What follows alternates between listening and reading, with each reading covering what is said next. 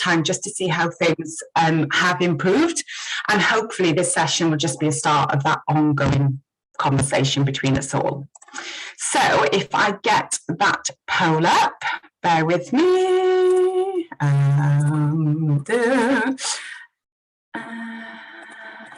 Okay, Sarah, I might need your help with this. That's okay. Do you, if I can. Oh, no, I've got it. Amazing. Yeah. Just trying to multitask 2 screens then. Okay, so the first question is up. I feel like I'm a radio presenter. There's so many things going on at the moment. Multitasking everything.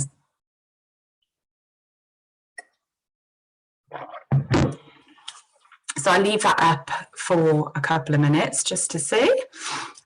Quite a few coming in as good, which is really, really good. We've got one needs work, one no current relationship.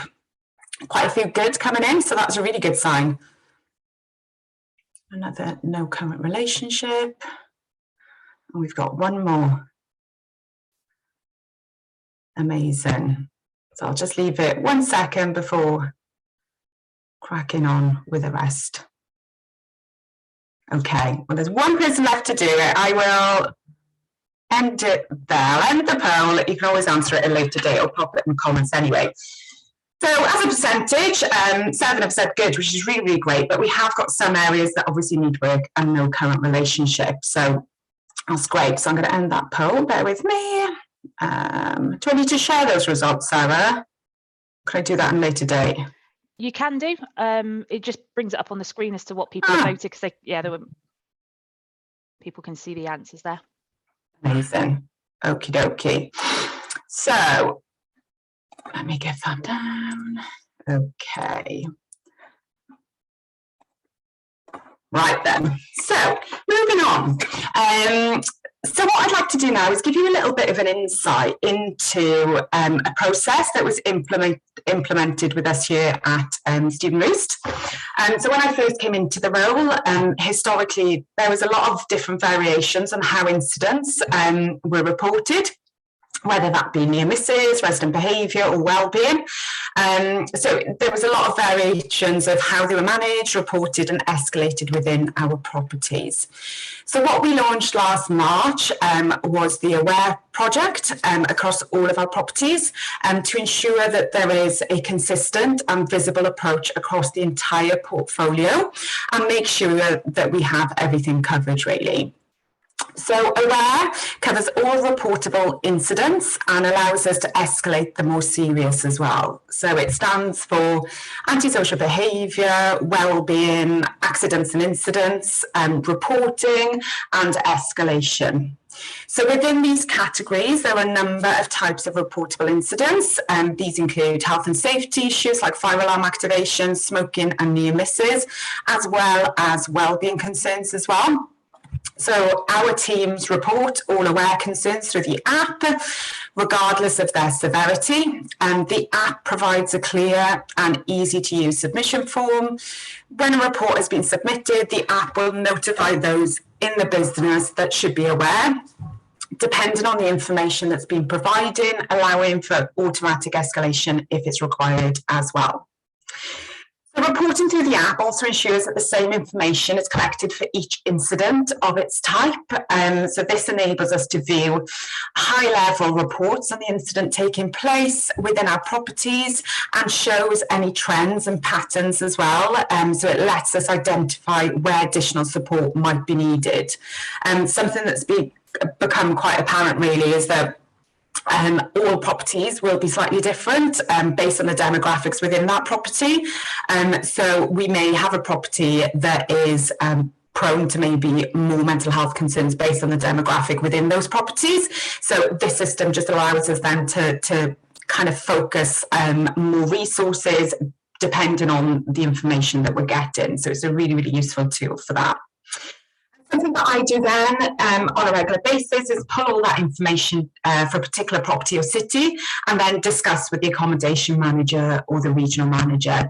And any areas, like I said, that need further support or any additional training that the team may require, we can make sure that that does happen then. So this information can help us massively as well when we are kind of building that relationship with the university.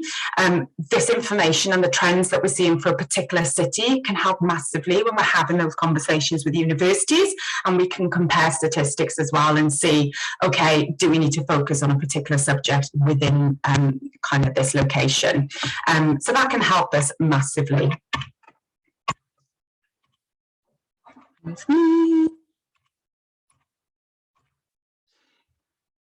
So some of the information, now that it's been, the system has been up and running for a year, it has enabled us to start identifying key high-risk periods during the year, where we're seeing an increase in kind of well-being issues within our properties. For example, our central region saw the reports in regards to mental health. Reports doubled in the months of October and January, which would suggest that there is a significant decrease in student mental health during the transitional period to university. And January as well, where we may be seeing exams happening, or as well that transition back into university after that festive period. So the data, what we did was just kind of funnel into some of those kind of high risk periods. So during this session, we're going to concentrate on October, November, which is the transitional period. And what we saw is out of those reports that we were getting in, 67% were coming from British students, 11% were coming from Chinese students, 4% were coming from Indian students, and then we saw 2% each from Irish, Italian, Malaysian, Nigerian, Pakistan, Polish, Spanish, and Sri Lankan. So those are kind of the stats that we gathered during that October-November period. And this is the beginning. As we go forward, we can start looking into those data a little bit further as well. What we also saw, the data collected during that period, also brought in the stats that 51% of those reports came from first years, and 14% were foundation years, which is a massive indication that we've got a lot of mental health concerns that are being brought up for those from that demographic that potentially are going through uni for the first time. So I thought those stats were really, really interesting going forward as well. What we then looked at was, out of all of those reports that came through during that transitional period, we looked at how many of those ended up leaving university as a result of a mental health illness. So when we started looking deeper into those stats, we discovered that 80% of those that were actually leaving university were first years, followed by 10% being foundation years. So that's 90% of that demographic who were potentially going through uni for the first time. And then we had 10% of postgraduate students that were leaving uni as a result of their mental health illness. We also had 80% were female and 80% were British students as well, followed by 10% Nigerian and 10% Polish nationality. So although the focus on mental health is a necessity throughout the student journey, the statistics that we've gathered using our reporting tool clearly shows that as a starting point, working together preventatively to aid students during that transitional period will be a great starting point for us all. So it's time for another question, so I've got to do the logistics now. So I'm going to pop up another poll, and this is just going to look at what your views are when it comes to building a relationship. So how important do you think it is to have a relationship between universities, PBSA providers and third parties? So let me just pop that question up, bear with me. Okay, so I've just launched that question. So if you can fill that in. Oh, are we going to get 100% essential? It looks like we are. So those of you that are from universities, obviously, how important do you think it is for us to have that relationship? And we've had 100% essential. So that's a good sign. So I'll just share that with you. So yeah, everyone on this call agrees that it's essential for this relationship to be put in place, which is a really, really positive kind of end to that question. Okay, so I just wanted to tell you a little bit about how we as Student Roost work with universities. So working closely with universities, especially the wellbeing and res life teams, have been or has been an integral part of our wellbeing strategy.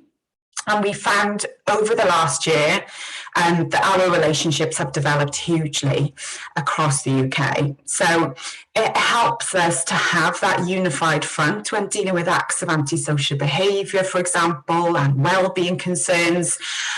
We've also had great feedback from those universities that we do work closely with, and the local police and the community liaison officers, where we have collaboratively worked on promoting campaigns as well.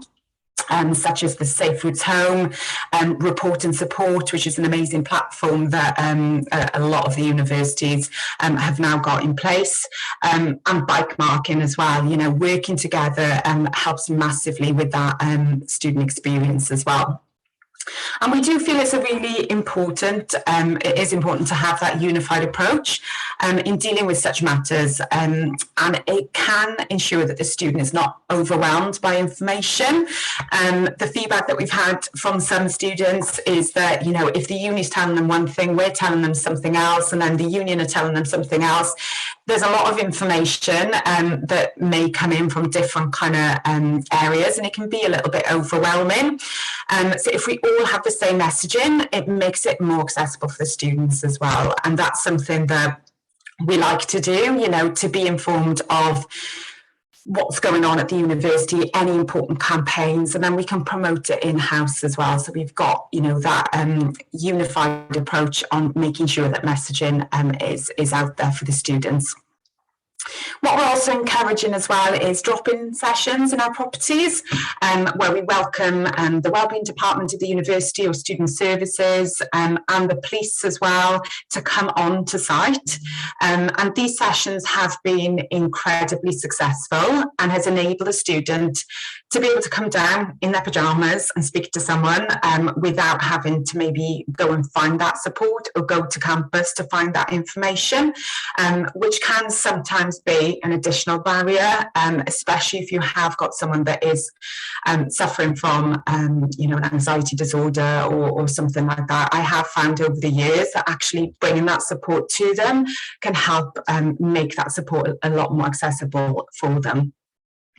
And these sessions, along with monthly conversations with heads of wellbeing teams, just to discuss safeguarding concerns or current trends for us all to be aware of, has opened up so many positive conversations whilst putting that student first, and that's really important. So now I just wanted to kind of open up the conversation really. I believe that we may have Ed from LGMU on the call, if you are still willing to, Ed, it would be lovely to get your feedback really from an accommodation team at the university, just to give your insight on some of these topics. So let me just have a look. Hi, Larry. It's Jake hi, from LGMU. Oh, Jake, you're going to do it, yeah? Amazing. Yeah. Thanks, Ed's Jake. been called away, unfortunately. That's absolutely fine. I like to think of myself as a super sub, but here we go. So yeah, with working with universities and the PBSA connection that we have, it is essential and is vital in the situations that we occur here. We put all of our students, we own no property at Liverpool John Moores University that's residential. So we work closely with PBSA providers from big to small. Student Roost is one of our closest providers that we work with, putting people into 2 or 3 properties every year. So to make sure that we have that open dialogue, we have really robust data sharing agreements to make sure that there's the support there. We work closely with training staff that are on site at these PBSA halls, and also setting strong and robust signposting, along with putting on fun events. And I'm putting on situations to get that FaceTime with the student for both the PBSA staff and ourselves. And we can only achieve that if the PBSA and the third parties that run PBSA in certain circumstances are on the same page as a university, because at the end of the day, if we've got a happy student, then they are a happy customer for the PBSA, and they keep paying the rent and they keep staying on past first year into many years, and all in all, they have a great university experience. It doesn't start and stop at a lecture theatre. It continues on to a PBSA situation, and especially when you consider the amount of hours that they spend in and around a PBSA property, it's a hell of a lot more than what they spend in a lecture, in a workshop. So we need to make sure that we've got that type of relationship being strong and open on dialogue and communication wise between ourselves here at a university and the PBSA sector. Amazing. Thank you so much, Jake. Have you seen that this is something that's happening more and more? Do you think, is it positive? Have you seen that actually PBSAs and universities working together, especially in Liverpool? Is that something that's starting to happen a lot more? Most definitely. As we have 5 institutions in Liverpool city centre, and we do work very closely with each other, even though we are in competition with each other. And there's a lot of times, especially in the last 6 months, where we've had discussions with the other institutions who have been inquiring about our strategy and how we operate, because it is very unique in the university market that we don't have any residential part, and it's 100% PBSA with ourselves. But it's not just here in Liverpool. We've had colleagues in Manchester, we've had peers in other cities, other major cities, Birmingham, London particularly, and ask a lot and about how it works and how they can improve their relationships, because without sounding too big-headed, we're that close to the PBSA sector here at Liverpool John Moores University that there is a little bit of envy from other cities as well to try and get that strong role and position, because a lot of our peers at other universities who either have a 50-50, 70-30, 60-40 split between their own accommodation and private accommodation feel like they rarely let their students down when they're not in their own halls and don't have that communication with them. So there's a lot that they ask us about how we manage to break down that barrier and how we manage to align ourselves closely with the PBSA providers to provide a smooth service from the education side, but also the residential side too. Great, and that's what it's all about, isn't it? It's opening up that conversation and just sharing best practice. And thank you so much, Jake, for that feedback. I really appreciate it. Right then, so where am I going next? Bear with me. Okay.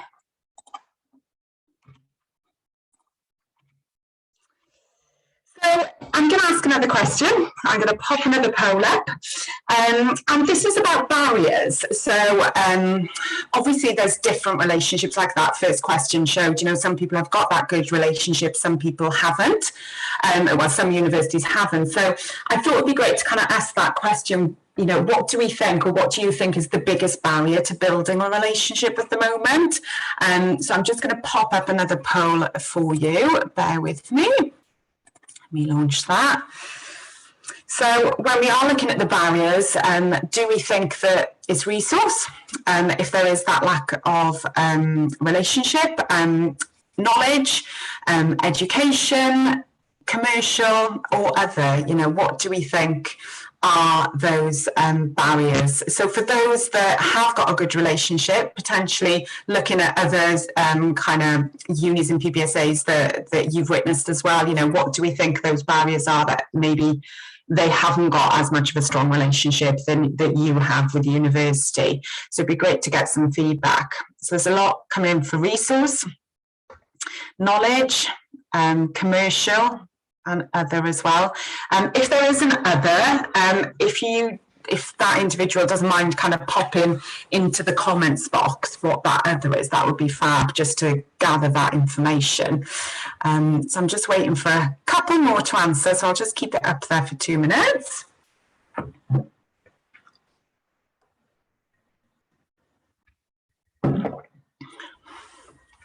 Great. A lot of resource. So the resource element is the dominant factor that we're seeing.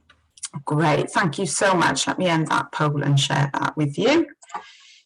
Just so you've got that. So as you can see, resource is one of the biggest ones that are coming through, along with knowledge and commercial as well. So when we're looking at these barriers, what I've done is just had a look at what I've personally seen over the last couple of years that are potential barriers that makes it difficult or a little bit more difficult to build these relationships up. The first is resources, and that kind of goes with what's come in. So the reality is that in many universities, if not all, resources and capacities are thin on the ground, meaning that building a relationship may not be as simple as it seems when writing it in a strategic plan.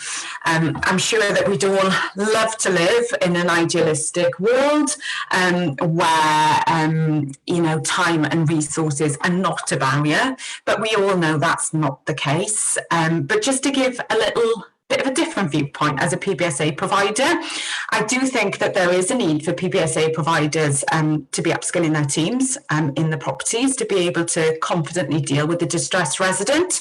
When we have got so many thousands and thousands and thousands of students that live in PBSAs, I think there is definitely that need for PBSA providers to be rolling out internal training, investing in resident wellbeing and upskilling their property team as well to become better listeners, really good at setting those boundaries, or experts at setting boundaries, and have the knowledge to be able to effectively signpost. So it's almost as if those students know, that the PBSA teams have got an open door policy, that they know they can go down to them as that first step. And by upskilling the teams, it will also obviously aid student services and the universities with that kind of lack of resources as well. And we can all work together to support the students. And that leads us on to knowledge and understanding. And I do think that this is a massive barrier, especially with that education piece. If there is a lack of understanding and knowledge in the subject, then we don't know what is available to us all collectively. Between us all on this call, there is a lot of knowledge, I'm sure, and there are so many amazing tools and guidance that if we were all in a room, like we saw last week in the Cuba Res Life conference, it was so positive to just be around a table of people sharing best practice and having an open conversation and communicating with each other, and to help each other out as well when it comes to putting students first. So I think by just upskilling all of us on knowledge and understanding will help us massively as well. And that takes us on to, new concept. Some that are on the call or within the industry, the need to create a strong relationship may be a relatively new concept. I've also seen reluctance from other PBSA providers where the universities have approached them, and there's just a bit of lack of understanding of this new concept of having that collaborative approach. So I do think that having sessions like this one, opening up conversations and raising awareness, is a great step in the right direction. And then we've also got competition, and we did have some on the call that kind of put that competition down. And it's something that I have witnessed time after time, that universities are potentially looking at PBSA providers through a commercial viewpoint, especially when there is that need to fill up university-led accommodation as well. From experience, I know that I've witnessed one university, and it's taken years and years and years to be able to have a relationship with them. And that was all down to that university looking at the PBSA provider at the time as a potential threat commercially, and therefore not open to a discussion at all. It was almost like that door was shut. So there is no question there will be a commercial element to all of our business models. But when it comes to student mental health, this must be put to one side. Building strong relationships and having a consistent, unified approach will assist us all as a preventative measure to assist in the mental health crisis. So if we're all working together, working collaboratively, we'll probably see more people come into university and continue with their education throughout the 2-3 years or 4 years, however long that course is. And they're going to come out at the other end much better as well. So I think, putting that commercial standpoint to one side is essential when we're looking at ways we can work together going forward.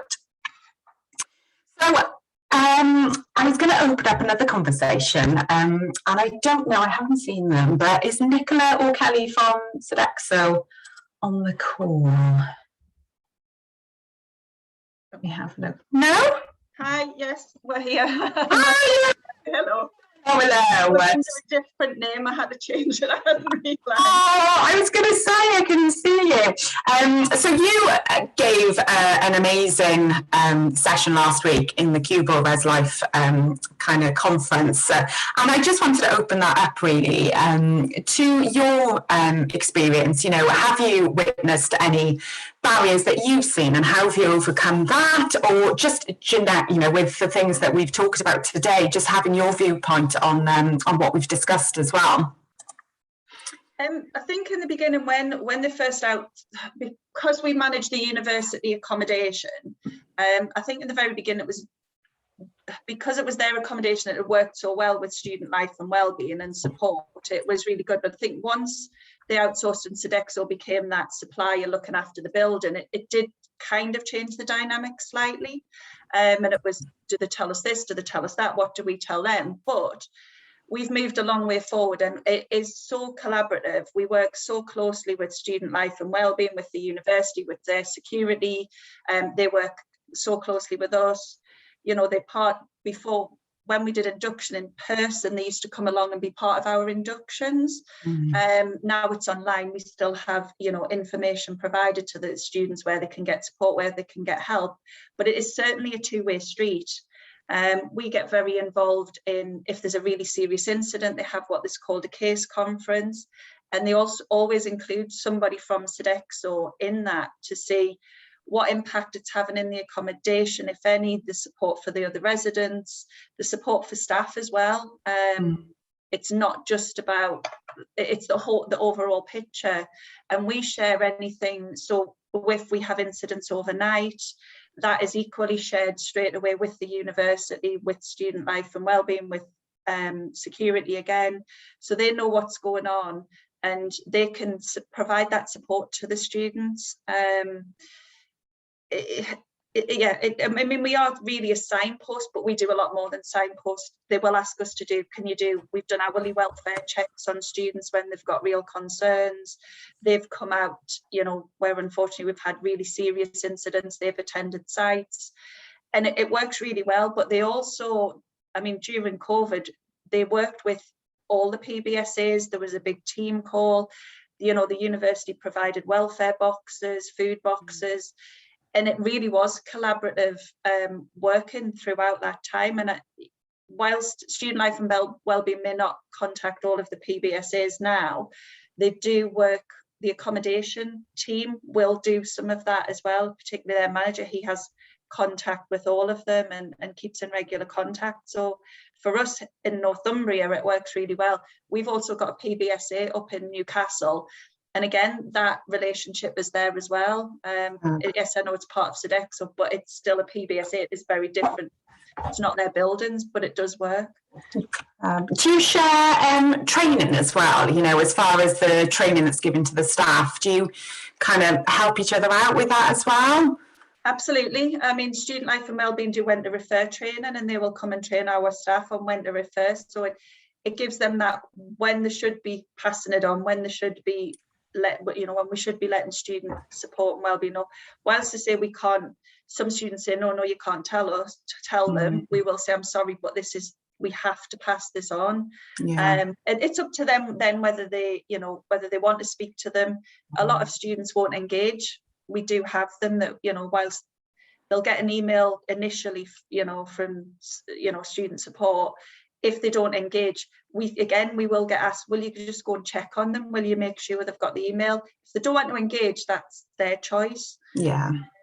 But we do work that they do want us to support and try and help. The end of the day, they'd rather we got involved, helped them, than something worse happens further down the line. And that's what they're wanting to minimize, that risk of students, like you say, dropping out for one, or are becoming so ill that they have to end up in hospital and things, and they would much rather get that support to them before that. Yeah, and it's all about preventing, isn't it? Working together for those preventative measures, because when working in an accommodation, whether that's the university-led accommodation or a PBSA provider, you are seeing those individuals on a daily basis. So, it is easier sometimes for the staff that are working in the accommodation to maybe kind of spot signs if you've got an individual that kind of changes their personality straight away, or if there's any signs that makes you think, right, okay, is there a mental health concern here? It's just sometimes we're kind of best placed when we are working in the accommodation to spot signs like that. And again, it's just preventing, isn't it? Working together to prevent anything from happening. Thank you so much. They do, when they get new staff and new people, they also bring them around the accommodation. Oh, okay, great. So that they're aware of, where they're all living, what's involved, so that they can see how things are set up, which I think is invaluable for, for support to the students, because if they've never been in one of the buildings, the accommodation buildings, they haven't got a clue what the students talking about and what some of the issues they may be facing are. So if they've had a tour, so we do that. And like I said, they do a lot of training for us. We don't do so much for them, but they do that, a lot of training for our staff, which is absolutely brilliant. Yeah, and I think that's really good, isn't it? Getting new staff to come in and meet the team as well. I think something that I think is really important is for accommodation teams to have a point of contact, so they know, even if they just want to kind of have a bit of an opinion, or just maybe there's a case or a safeguarding issue, just having that point of contact on the other side of the phone can just help massively. So thank you so much. Thank you. Right then, where am I? What's next? Bear with me. Let me get my next page up. Okay, so now it brings me on to my final poll question, which I thought was just a question that I was quite interested to find out more about, really, of your opinion of, when we're talking about working collaboratively with each other, how often do you think communities should have meetings about upcoming trends and providing updates on new policies? So it'd be great to kind of have your feedback, really, of when we're looking at opening up conversations, if they're not already in place, how often should they be happening? Just to get a bit of an idea from both sides, really, of how often this should happen. So it's a battle between monthly and every term coming through. Because it's an interesting one, isn't it? Because it's just, there's a need to have that conversation. But I'll be intrigued to see what comes up on top. So there's one more to fill in. So I'll just give 10 seconds just to see if that last individual just wants to fill this one in. Okay, so I'll share these results with you now. So every term is the most dominant one, which is positive, isn't it? It's just looking at termly maybe working together, and if it's not something that's already in place, potentially going forward, if this session hopefully has made you think, oh well, hang on a minute, maybe that's the conversation that I need to open up.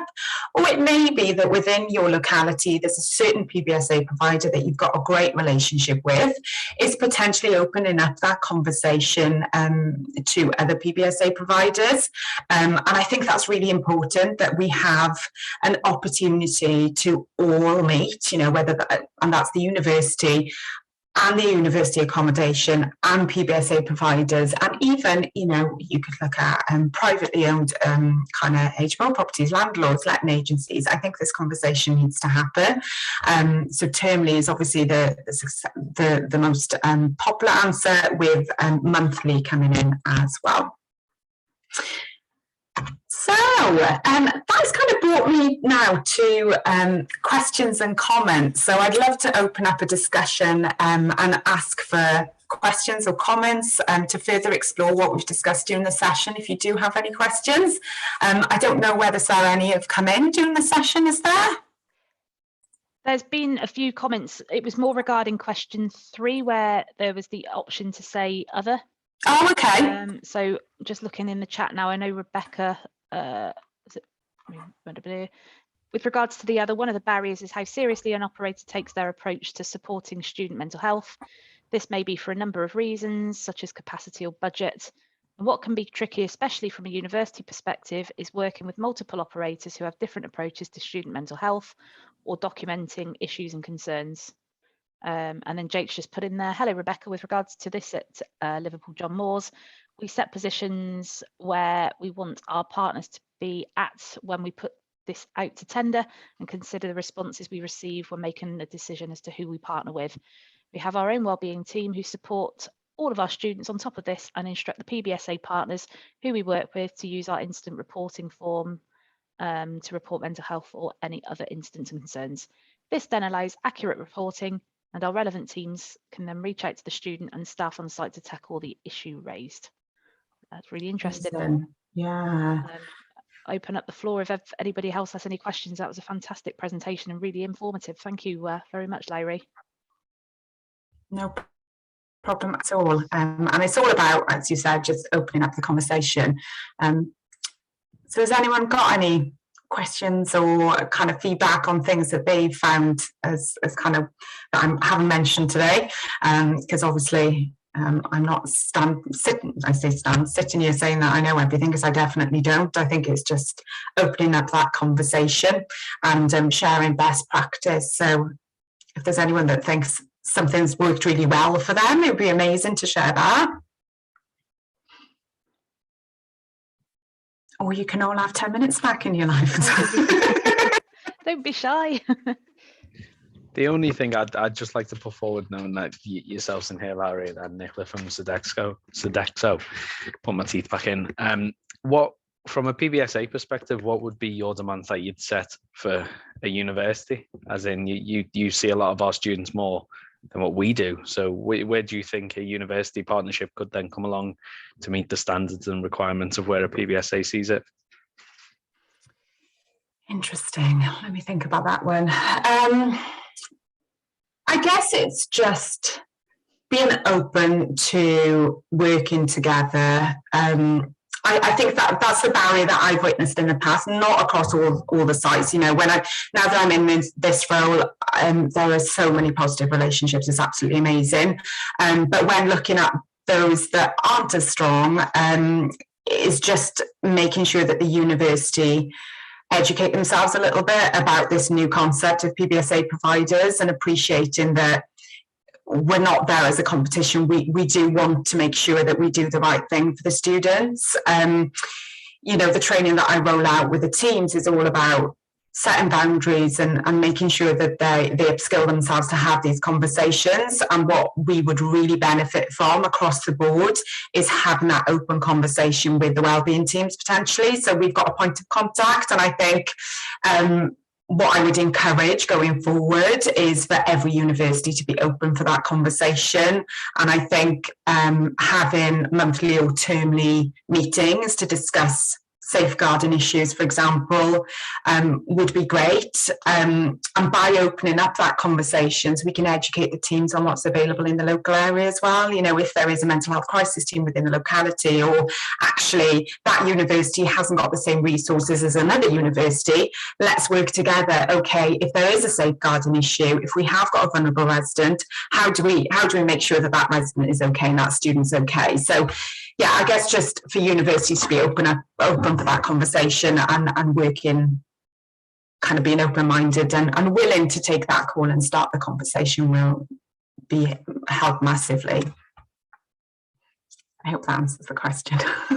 No, absolutely. Open dialogue, they'll just lead to better partnerships and better experience for our students all round. Yeah.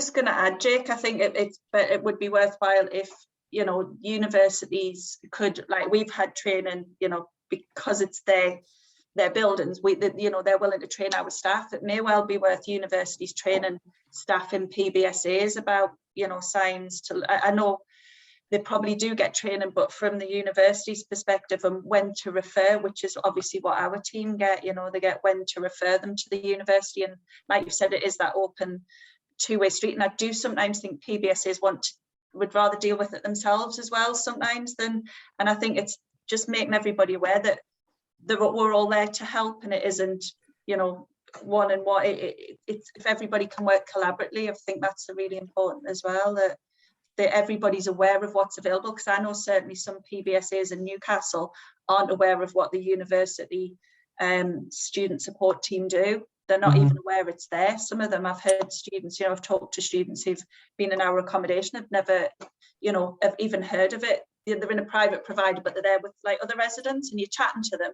They didn't even know that it existed in the university, where we, obviously it's all over our, you know, welcome information, our leaflets, it's notice boards, it's literally everywhere that, you know, this support is there, but it's not necessarily in some of the other buildings, and they're not aware that it's a support service in the university. I just jump in, sorry, it's Kelly. I just jump in as well and say that when I was working in like private, it was harder because we had, like, so in Edinburgh we had 5 different universities, and every university would have different support services available, different hours, different contact information, different ways to contact them. So it was a lot harder to signpost people in the right way, because I knew how it worked for my university because I was a student and knew how to access things, but I wouldn't necessarily know how to access support in another university because we didn't have the resources available to learn that. So it was a lot to memorize, and it was hard work, and I think that's where, you know, our struggles really came in, because it wasn't, you know, one size fits all. It was really difficult to know, you know, did they have counselling, did they have a listening service, were like Nightline, you know, operating in their unions, you know, what support the unions had available. It was completely different, obviously, across, you know, the 4 or 5 universities we worked with. Yeah, that's such an important, yeah, I think, because London, for example, how many universities has London got? You know, that is, whenever the London property comes up on my to-do list, I'm like, okay, let's get the list of 6 universities up, or 100 unis. But I think it's just for PBSA providers, I guess, to have resources to be able to give those tools, you know, to have someone that, whether that's someone within the team or someone kind of centrally, that will work with the accommodation team and be like, right, okay, this is what your team needs to know. And also embed it into that induction as well. So even before that student comes to the property, they are given those resources, whether that's 5 different universities or 1. It's just making sure that, you know, you're putting time and resources into making sure that's in place. And I don't think there's an excuse for not doing that, because, you know, the amount that will be able to help, you know, the outcome of that is just huge, isn't it? Because those students will know who they can go to. And as well, it's taking away that stigma. And I think that's something that is really important with definitely our strategy, is embedding it into the culture of the company, that talking to someone about your mental health is okay. We all have mental health. We all have times where, you know, when we've got 1 in 4 adults that experience mental health illness, the likelihood is that we have a large amount, a percentage of our students that will need support. So it's kind of embedding it and making sure that there's time put into the values of our company, that actually if you do need to speak to someone, that's okay, and this is how you get the support, and upskilling the teams as well. I think that will help massively going forward. I don't know if anybody else has got any further questions at all for Larry, or we've got her.